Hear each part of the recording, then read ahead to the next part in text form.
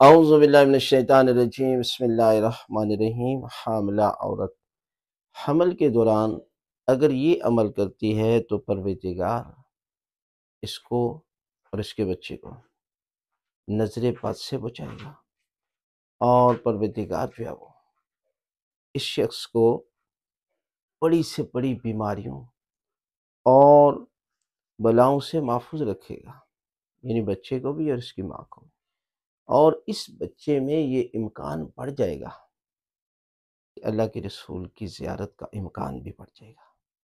اور خالق کائنات ماں اور بچے کو ہر شر اور برائی سے محفوظ رکھے گا۔ کرنا کیا ہے کہ یہ اعمال کیا کریں، بجائے اس کے کہ آپ جو ہے وہ کوئی اور کام کریں۔ یہ اعمال کرتے ہیں تو بچے پر اور ماں پر اس کا اثر ہوتا ہے، بچہ نیک اور صالح ہو جاتا ہے۔ 40 انار کھانے ہیں حمل کے دوران، اور ہر انار پر سورہ یاسین کی تلاوت کر کے آپ انار کھائیں، چاہے ایک دن میں کھا لیں، دوسرے دن پھر سورہ یاسین کی تلاوت کریں، یا تھوڑا سا وقفہ کر کے 40 انار کھانے ہیں اور ان پر 40 مرتبہ سورہ یاسین کی تلاوت کرنی ہے۔ پھر دیکھنا کہ پروردگار جو ہے وہ قرآن مجید کا دل ہے سورہ یاسین، پروردگار اس بچے کے دل کو نورانی بنا دے گا، اور پروردگار